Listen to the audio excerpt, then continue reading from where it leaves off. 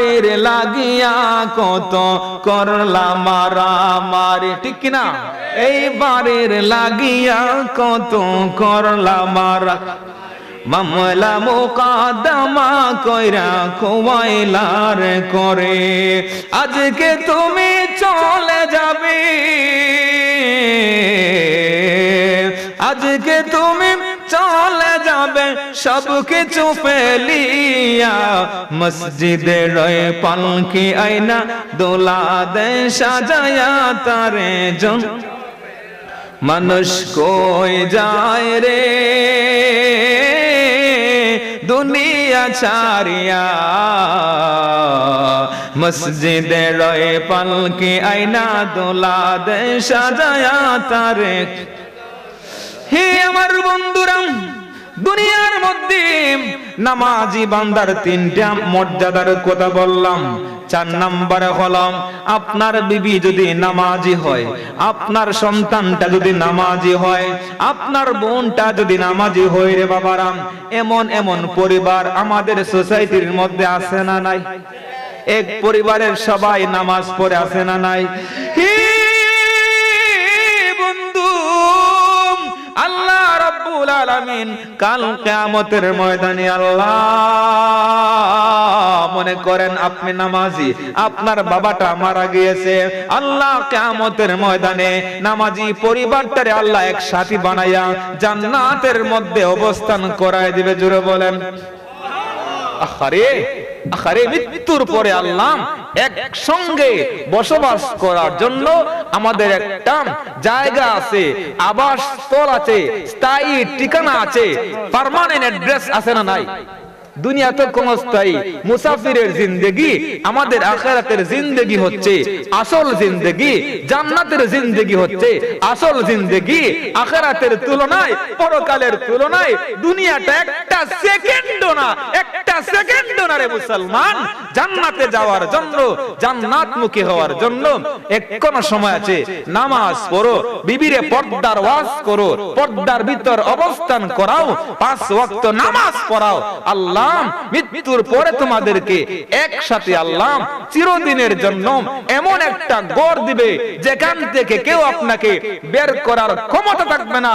গোটা জিন্দেগি সেদিন সেখানের মধ্যে 30 বছরের যুবক হয়ে, টাকরা যুবক হয়ে যাবে, বৃদ্ধ হবে না, চুল পাকবে না, দাড়ি পাকবে না, আবাদুল আবাদ তুমি আরামের জিন্দেগি করবে, খাবারের কোনো অভাব থাকবে না, বিছানা, সুন্দর বিছানার অভাব থাকবে না। সুবহানাল্লাহ, আল্লাহু আকবার বলেন। আল্লাহ আল্লাহ আল্লাহ আল্লাহ, সবাই বলেন আল্লাহ। বাবা জোরে জোরে জোরে জোরে জোরে।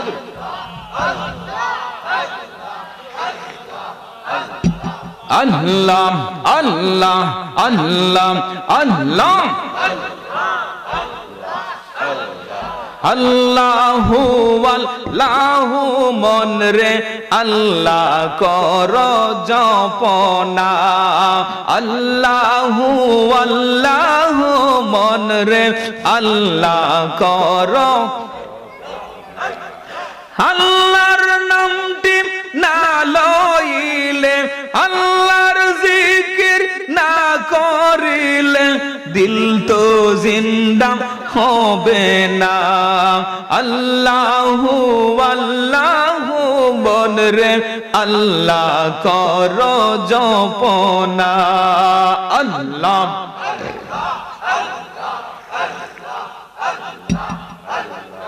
আল্লাহ আল্লাহ আল্লাহ।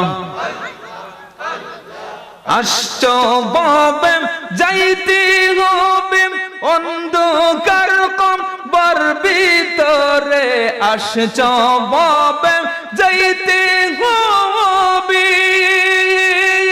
অন্ধকার কবর ভিতরে। এই গোলামে বেবে বলে আল্লাহর জিকির চাইরো না। আল্লাহ আল্লাহ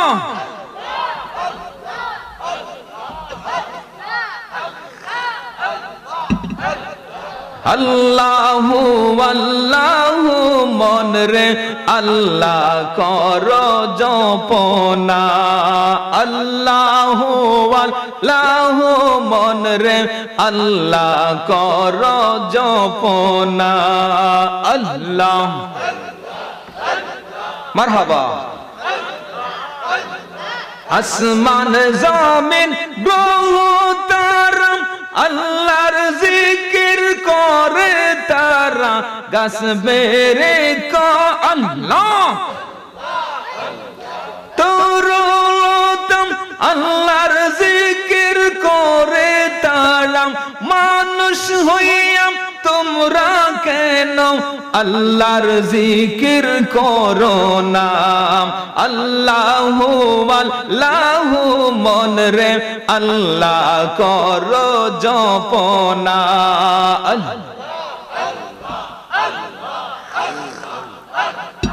লা ইলাহা ইল্লাল্লাহু মুহাম্মাদুর রাসূলুল্লাহ। বাবারা কষ্ট হচ্ছে না তো? কষ্ট হয় নাই তো? এবার ছোট্ট করে বলে দিয়ে যাই রে বাবারা, হে আমার মুসলমান ভাইরা, চারটা ফজিলতের কথা বললাম। নামাজি বান্দার জন্য কয়টা ফজিলত বললাম? পাঁচটা ফজিলত। এক নম্বরে বললাম নামাজের মাধ্যমে রুজি রোজগারের সংকীর্ণতা দূর হয়ে যায়, চেহারার উজ্জ্বলতা নষ্ট হয়ে যায়, মৃত্যুটা সহজ হয়ে যায়, পরকালের মধ্যে পরিবারের সঙ্গে আল্লাহ জান্নাতের ব্যবস্থা করে দেয়। সুবহানাল্লাহ পড়েন। এবার যারা সুস্থ আছেন, সবল আছেন, ঘরের পাশেই মসজিদ, কিন্তু জীবনে একটা বার নামাজ পড়ার জন্য আল্লাহর ঘরের মধ্যে যায় নাই, একটা বার সিজদা করে নাই। আমাদের সমাজের মধ্যে এইরকম মুসলমানের বাচ্চা গাদ্দার আছে না? কথা কয় না? একটা বারও সিজদা করতে চায় না, নামাজ পড়তে চায় না। শয়তান এমন ভাবে গুমরা করে ফেলেছে, নামাজের নাম শুনতেই পারে না, নামাজের নাম শুনতে মন চায় না। আছে না? তাদের শাস্তি দুনিয়ার মধ্যে তিনটা শাস্তি, কবরের মধ্যে তিনটা, হাসরের মধ্যে তিনটা। কয়টা বলো? কয়টা বলেন না? এ আমার আব্বাজিরাম, 9টা শাস্তি। হাদিসের ভাষায় সবগুলা তো বলার সময় থাকে না, আমি ছোট্ট করে ভেরি ইম্পর্টেন্ট দেখে একটা কথা বলে দিয়ে যাই রে বাবারাম। দুনিয়ার মধ্যে 1 নাম্বার শাস্তি হলো হযরতে সাইয়্যিদুনা আবু বকর সিদ্দিক রাদিয়াল্লাহু তাআলা আনহুর নাম শুনছেন? কথা কয় না? ইসলামী জগতের 1 নাম্বার খলিফা, ওনার নাম হলো আবু বকর সিদ্দিক রাদিয়াল্লাহু তাআলা আনহু। আমার নবীর 1 নম্বর সাহাবী, যিনি আমার নবীর সাথে ছায়ার মতন ছিলেন। গোটা জিন্দেগি আমার নবীর সাথে ছিলেন, ইন্তেকালের পরে আমার নবী রওজায়ে পাকের পাশে জায়গা করে দিয়েছেন। আবার কিয়ামতের ময়দানে যে সিদ্দিক আকবরের হাত ধরে উঠবেন হাসরের ময়দানে, হে বন্ধু, সিদ্দিক আকবর রাদিয়াল্লাহু তাআলা আনহুর জামানার মধ্যে একটা বেনামাজির মৃত্যু হলো। মৃত্যুবরণ করার পরে এলান হলো জানাজার নামাজ পড়ার জন্য অসংখ্য সাহাবায়ে কেরাম একত্রিত হলেন, উপস্থিত হলেন এই নামাজের ইমামত করার জন্য। খলিফাতুল মুসলিমিন আবু বকর সিদ্দিক রাদিয়াল্লাহু তাআলা আনহু নামাজের মধ্যে দাঁড়ায় গেলেন। বন্ধু, নামাজের মধ্যে যখন দাঁড়ায় গেলেন, হঠাৎ করে দেখা যায় কাফনের ভিতর নড়াচড়া করে। কি করে? নড়াচড়া করে। কাফনের কাপড় নড়াচড়া দেখিয়া আবু বকর সিদ্দিক রাদিয়াল্লাহু তাআলা আনহু সাহাবায়ে কেরামদেরকে ডাক দিয়া বললেন, হে নবীর সাহাবীরা, তোমরা যেটা মানুষে মরা বানাইলা না সত্যিকারের মৃত্যুবরণ করলো, কেমনে তোমরা কি করলা আমার বুঝে আসে না। এই কাফনের ভিতর নড়াচড়া কেন করে জানতে চাই। হে নবীর সাহাবীরা, এটা কেমন করে সম্ভব হয়? আবু বকর সিদ্দিক রাদিয়াল্লাহু তাআলা আনহু অত্যন্ত সাহসী ছিলেন, বলিষ্ঠ ছিলেন। তিনি বললেন, এবার ওই মৃত মানুষটার কাফনের মধ্যে কয়টা বান্ধি আমরা? 3টা বান্ধি। কয়টা? 3টা। আচ্ছা, আমাদের এই এলাকার মধ্যে যদি একটা জানাজার নামাজ হয়, ইমাম সাহেব যদি নিয়ত বাঁধেন আর কাফনের ভিতর নড়াচড়া করে, ইমাম সাহেবের ইমামতের জায়গা থাকবো? কথা কয় না, দৌড়ে পালাইবো না? আবু বকর সিদ্দিক রাদিয়াল্লাহু তাআলা আনহু মাথার বানটা একটু খুলে দিলেন। খুলে দেওয়ার পর দেখলেন একটা বিশাল আকারের সাপ। এই সাপ মুখ দিয়া চোখের মধ্যে, জবানের মধ্যে ধ্বংস করতেছে। নাউজুবিল্লাহ। আরো জোরে বলেন, হে আমার আব্বুদিরাম, আবু বকর সিদ্দিক রাদিয়াল্লাহু তাআলা আনহুম এবার কি করলেন? সাহাবীরা যখন দেখলেন সাপ মানুষের বন্ধু না দুশমন? কথা কয় না? ওই সাপটাকে মারার জন্য নবীর সাহাবায়ে কেরাম হাতের মধ্যে লাঠি সোটা নিলেন। হঠাৎ করে ওই সাপটার জবান খুলে গেল। ওয়াকালাতিল হাব্বাতু লা ইলাহা ইল্লাল্লাহু মুহাম্মাদুর রাসূলুল্লাহ সাল্লাল্লাহু আলাইহি ওয়াসাল্লাম। সাপটা নবীর কালমা পড়েছে। নবীর উম্মত শুধুমাত্র মুসলমান আমরা না, আমার নবীর সাপেও কথা কয় না? হে আমার বন্ধুরা, এমন নবীর উম্মত আমরা হইলাম রে মুসলমান। গাছে আমার নবীর চিনে, গাছে আমার নবীর সালাম দেয়, সাগরের নিচের মাছে নবীর সালাম দেয়, গাছ বৃক্ষ তরুলতা আমার নবীর সালাম দেয়, আকাশের চন্দ্র আমার নবীকে চিনে, তারকা আমার নবীকে চিনে, ডুবন্ত সূর্য উদয় হয়ে যায় আমার নবীর কোথায়? আসমানের চাঁদ দুইটা ভাগ হয়ে জাবালে আবু কুবাইস পাহাড়ের মধ্যে পড়ে যায়। আবার আমার নবীর কথায় দুইটা বিক্ষিপ্ত টুকরো একত্রিত হয়ে আসমানের মধ্যে চলে যায়। সুবহানাল্লাহ। রাসূল, আমি তোমায় না চিনিলে তোমার কি আসে যায়? দুনো জাহান তোমারে নূর চরণে ঝুকায়, দোনো জাহান তোমারে নূর চরণ। তুমি ছিলে জমিনে আর চন্দ্র ছিল আসমানে, নবুয়তি প্রমাণে আবু জেহেল বেঈমানে করে তোমায় আবেদন, ছন্দ করতে দ্বিখণ্ডন দেখে তোমার তর্জনী ইয়া রাসূলুল্লাহ, দেখে তোমার তর্জনী চাঁদ হয়ে যায় কোরবানি, আশিকের পরিচয় দিয়ে চির অম্লান হয়ে যায়। ইয়া রাসূলুল্লাহ, ইয়া হাবিবাল্লাহ, ইয়া রাসূলুল্লাহ, ইয়া হাবিবাল্লাহ। আল্লাহু আকবার। হে আমার বন্ধুরা, আমার নবীর কথা গোটা জমিনের সবাই শুনে, ঠিক কিনা বলেন? ও বন্ধু, কেমনে বলস তুই নবী তোর মতন? কথা কয় না? আমার নবীর কথায় ডুবন্ত সূর্য উদয় হয়ে যায়। আমার নবীর প্রস্রাব মুবারক পান করে উম্মে আয়মন 3টা পুরস্কার পায়। তোর মতন মৌলবী প্রস্রাব করে দিলে দুফরা গাছ জ্বলিয়া ছাই হইয়া যায়, ঠিক কিনা বল?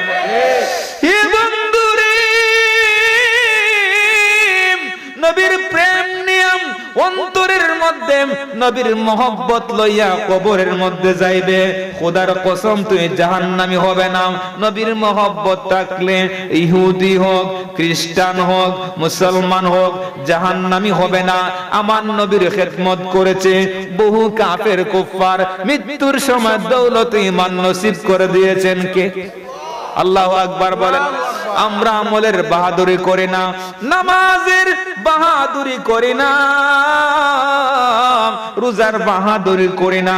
আমাদের বিপদের মধ্যে একজন তরাইবার আছে না নাই?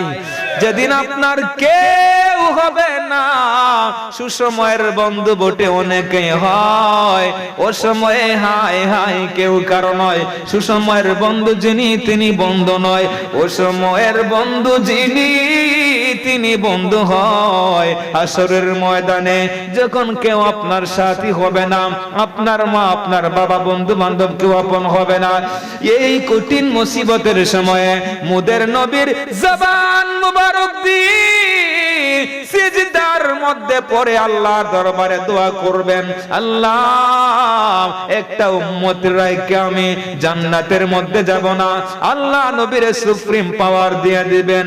আসা আন ইয়াবআসাকা রাব্বুকা মাকামাম মাহমুদা, আল্লাহর নবী মাকামে মাহমুদের মধ্যে বসিয়া সুপারিশ করে করে গুনাহগার উম্মতদেরকে জান্নাত পর্যন্ত পৌঁছায়া দিবেন। জুড়ে বলেন সুবহানাল্লাহ, আল্লাহু আকবার বলেন।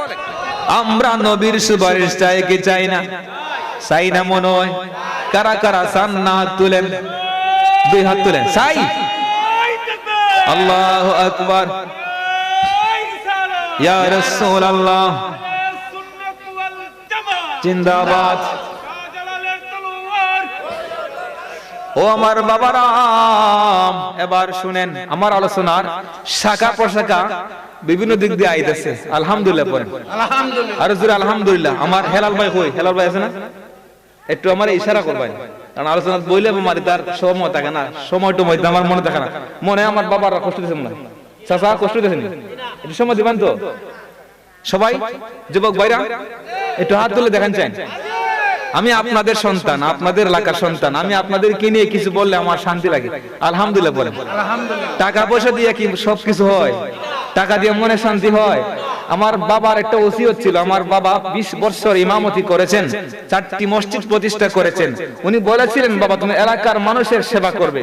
আমি চট্টগ্রাম ছিলাম, সেখানে আমি মোটামুটি মাদ্রাসা মসজিদে আমি সেটআপ ছিলাম, কিন্তু বাবার ওসিয়ত রক্ষা করার জন্য আমি আমার এলাকার মধ্যে আমি সেটেল হয়েছি। আলহামদুলিল্লাহ, আল্লাহুম্মা সাল্লি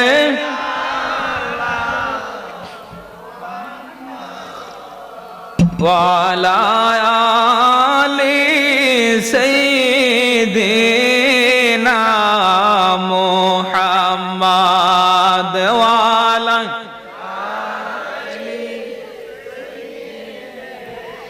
এই দুনিয়া মুসাফির কানা মন রে জানো না, এই দুনিয়া মুসাফির মন রে জানো না, কত মানুষ রইলা না, কত মানুষ আইলা গেলা। আল্লাহুম্মা সাল্লি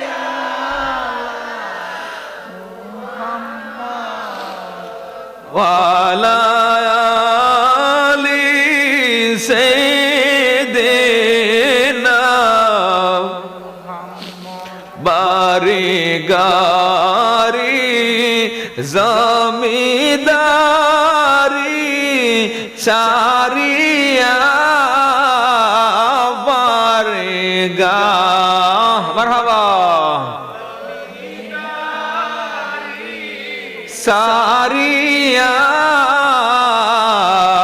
অন্ধকার বরের যাইবাই চলিয়া। আল্লাহ মারহাবা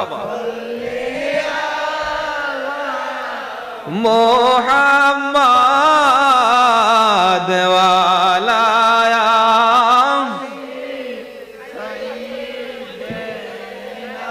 হে আমার বাবারা, তাহলে শাফে নবীর কালমা পড়ছে, মনে আসেনি? শাফে নবীর কালমা পড়ে নবীর সাহাবায়ে কেরামদেরকে একটা মেসেজ দিয়েছে, হে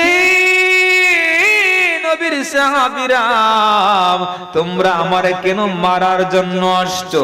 আমি তো কোনো অপরাধ করি নাই। তোমরা যে নবীর কালমা পড়েছো, আমি সাপটাও ওই নবীর কালমা পড়েছি। ওমা আরসালনাকা ইল্লা রাহমাতাল লিল আলামিন। নবী শুধুমাত্র মানুষের জন্য নবী নয়, নবীর মানুষের জন্য নবী নয়, মাছের জন্য নবী, গাছের জন্য নবী, সিংহের জন্য নবী, 18,000 মাখলুকাতের জন্য নবী। জুড়ে বলেন, আর জুড়ে বলেন। হে আমার বাবাজিরা, ওই সাপটা মানুষের মতন যখন কলমা পড়ে নিল, আবু বকর সিদ্দিক রাদিয়াল্লাহু তাআলা আনহু ওই সাপটারে জিজ্ঞেস করলেন, হে সাপ, তুমি কেন তারে শাস্তি দেওয়ার জন্য ধ্বংস করতেছ?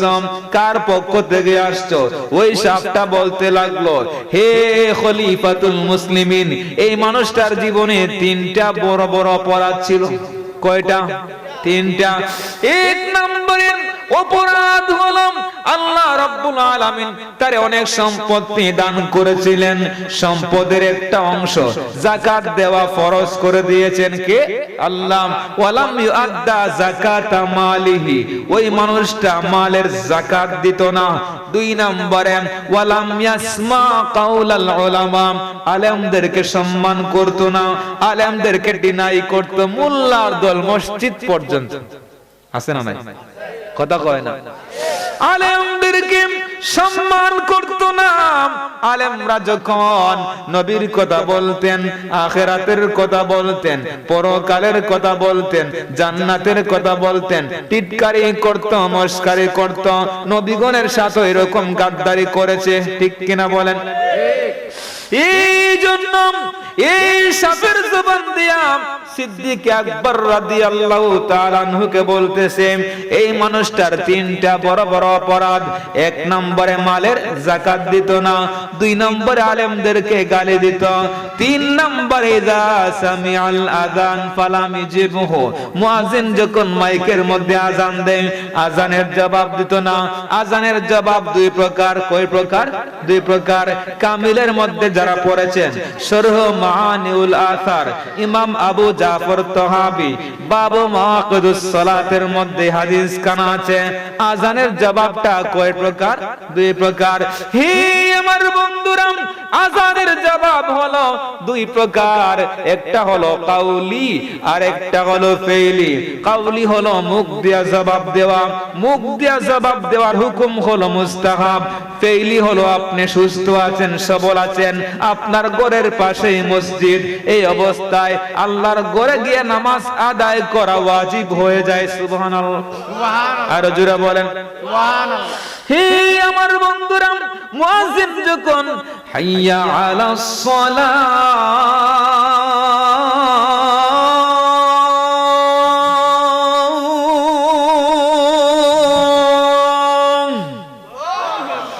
হাইয়া আলাস সালাহ,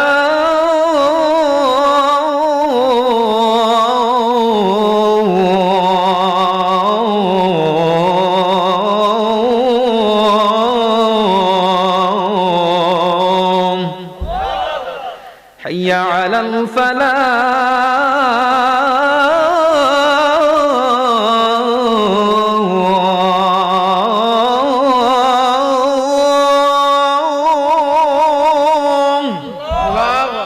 حي على الفلاح،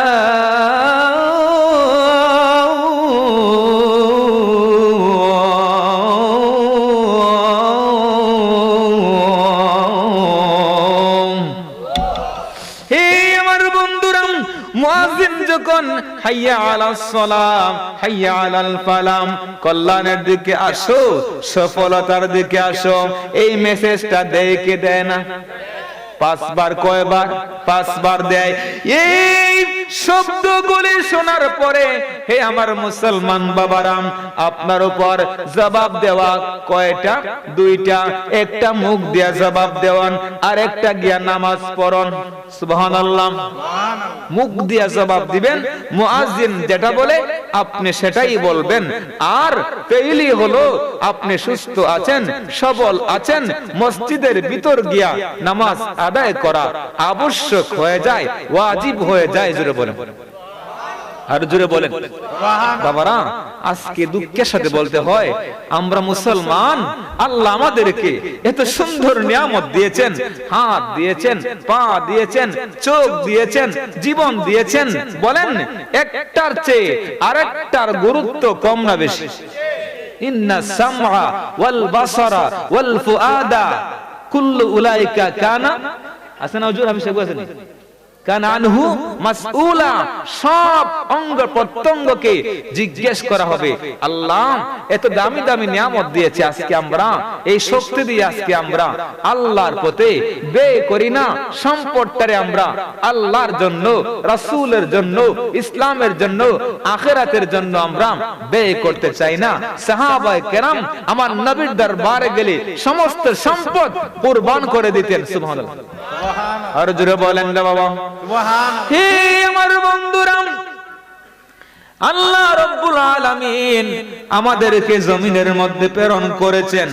আল্লাহ আমাদের জীবন দিয়েছেন, হাত দিয়েছেন, পা দিয়েছেন, চক্ষু দিয়েছেন, জবান দিয়েছেন। একটার চেয়ে আরেকটার দাম কম না বেশি? বেশি। একটা চোখ যদি এক পাল্লার মধ্যে রাখা হয়, গোটা দুনিয়ার সমস্ত সম্পদ এক পাল্লার মধ্যে রাখা হয়, একটা চোখের সমান? একটা চোখের সমান? গোটা দুনিয়া 100 বার বেচলেও আল্লাহর দেওয়া একটা চোখের সমান হবে না। সুতরাং এই নিয়ামতগুলি কাজের মধ্যে লাগাও। নামাজ পড়ো মুসলমান, নামাজ পড়ো, নিজেও পড়ো, সন্তানরেও পড়াও, পরিবারকেও পড়াও, স্ত্রীকেও পড়াও। দেখবে আল্লাহ রহমতের সাগরে হাবুডুবু খাবে। আল্লাহ তোমারে দুনিয়াতে সম্মানিত করবেন, আখিরাতেও সম্মানিত করবেন। সুবহানাল্লাহ। বেনামাজি যারা, তারা যে গেট দিয়া প্রবেশ করবে জাহান্নামের, সেটাও কিন্তু আল্লাহ স্পষ্ট করে দিয়েছেন। আল্লাহ বলেন, ইয়াতাসাআলুনা আনিল মুজরিমিনা মা সালাকাকুম ফি সাকার ক্বালু লাম নাকু মিনাল মুসাল্লিন। হে আমার বন্ধুরা, একদল বেনামাজিরা যখন জাহান্নামের মধ্যে ফেরেশতারা পোশাক লাগাইয়া, বেরি লাগাইয়া, আসামের কাঠগড়ার মধ্যে, দুনিয়ার মধ্যে হাতের মধ্যে কি দেয়? কথা কয় না, হাত করা দেয়, দিয়া ঢুকায় জাহান্নামী বান্দাদেরকে।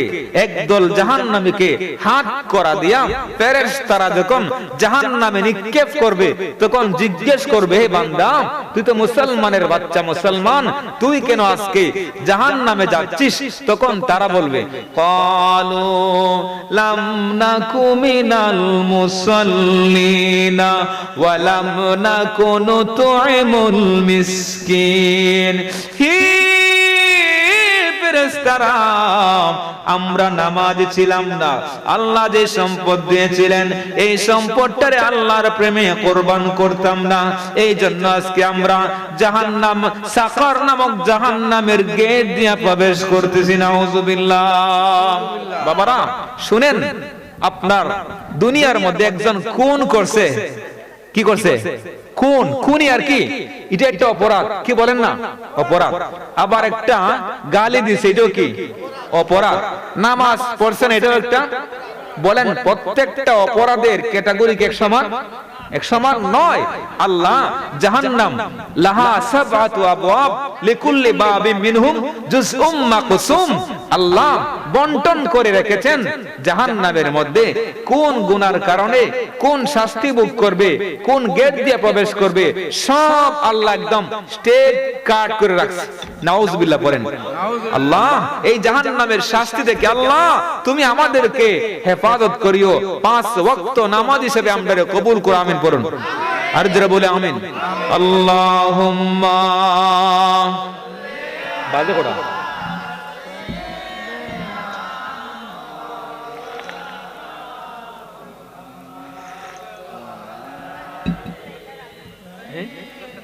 আচ্ছা ঠিক আছে। জ্ঞান আল্লাহুম্মা সাল্লি আলা মাওলানা মুহাম্মদ ওয়া আলা আলি সাইয়্যিদিনা। প্রত্যেকটা জিনিসের একটা কি আছে, ফিনিশিং আছে, তাবারুকের ব্যবস্থা আছে। আলহামদুলিল্লাহ বলেন। আলহামদুলিল্লাহ। প্রত্যেকটা দিন একটা কি আছে, ফিনিশিং আছে।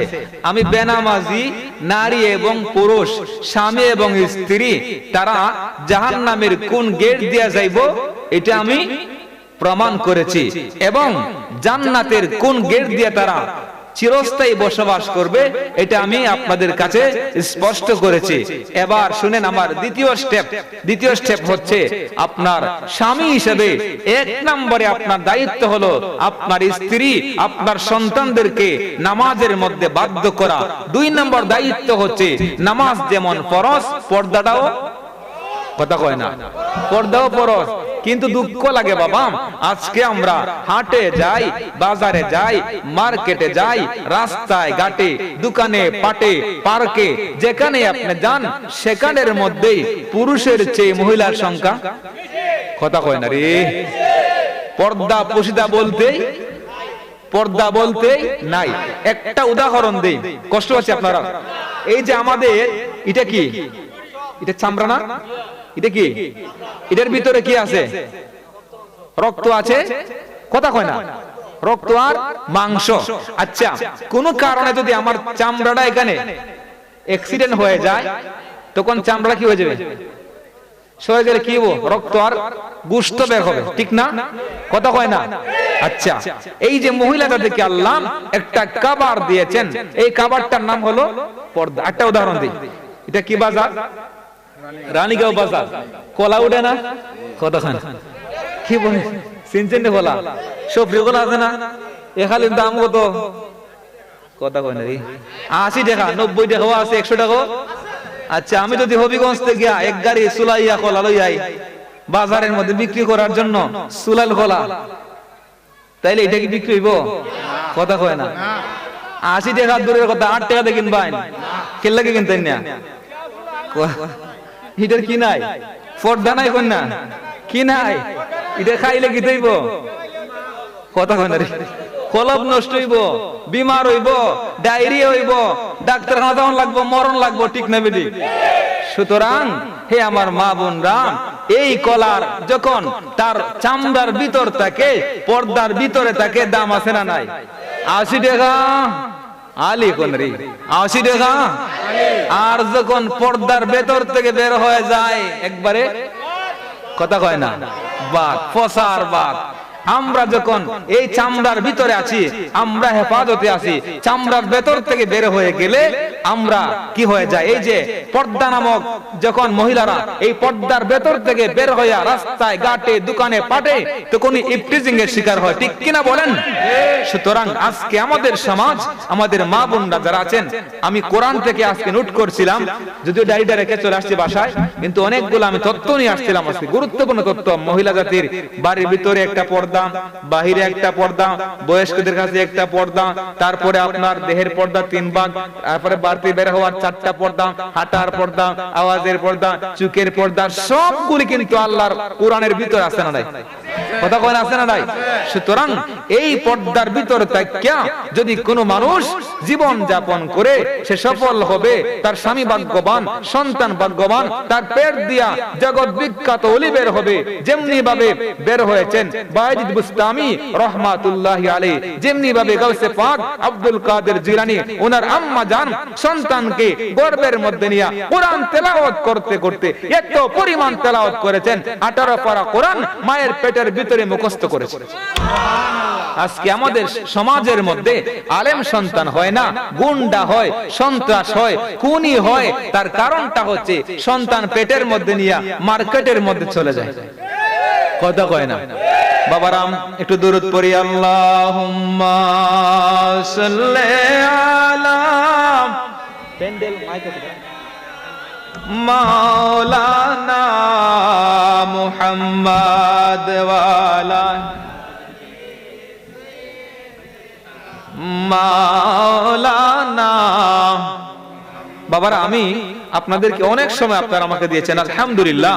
আজকের এই মাহফিলটা আল্লাহর দরবারে যেন কবুল হয়, আমিন পড়ুন, জোরে বলে আমিন। আপনিও থাকবেন না, আমিও থাকবো না। আজ থেকে 50 বছর আগে দুই নাত কারা কারা আসলা না তুলুন, কেউ আসলা না? ময় একজন আসলা, চাচা আসলা। 50 বছর আগে একজন ভাই, দুইজন পাইছি, তিনজন পাইছি। আচ্ছা 100 বছর আগে কে আসলা? হ্যাঁ, আচ্ছা আবার 100 বছর পরে থাকবা কারা কারা তুলুন? হ্যাঁ, নাই। সুতরাং বাবা, আপনিও চলে যাবেন, আমিও চলে যাব। এই পদ্মা মেঘনা যমুনার তীরে কত ঢেউ চলে যায় আসে না, তেমনি ভাবে আমি হারিয়ে যাব, আসব না কবু ফিরে।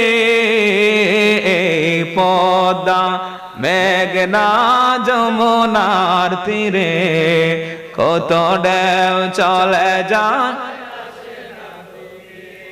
এই পদ্মা মেঘনা তীরে কত ঢেউ চলে যায়, চারজনে চার কাঁধে করে, চারজনে চার কাঁধে করে নিয়ে যাবে আমায় আপন ঘরে, একা রেখে সবাই চলে যাবে, আদার গরে আপন রাসূল হবে।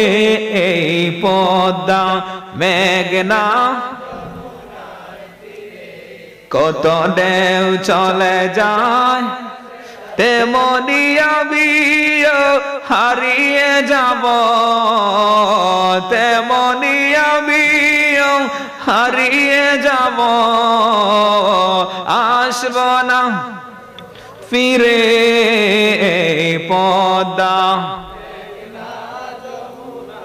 তীরে কত ঢেউ চলে যায়, এই চাঁদ তারা এই আসমান সবই রবে আগের মতন, এই চাঁদ তারা এই আসমান সবই রবে আগের মতো, তাকব না আমি শুধু ক্ষণিকের নিচে বন্ধন, এই কান্নার বিরহের ঢেউ তুলে যায়, এই কান্নার বিরহের ঢেউ তুলে যায় আমারি হৃদয় জুড়ে।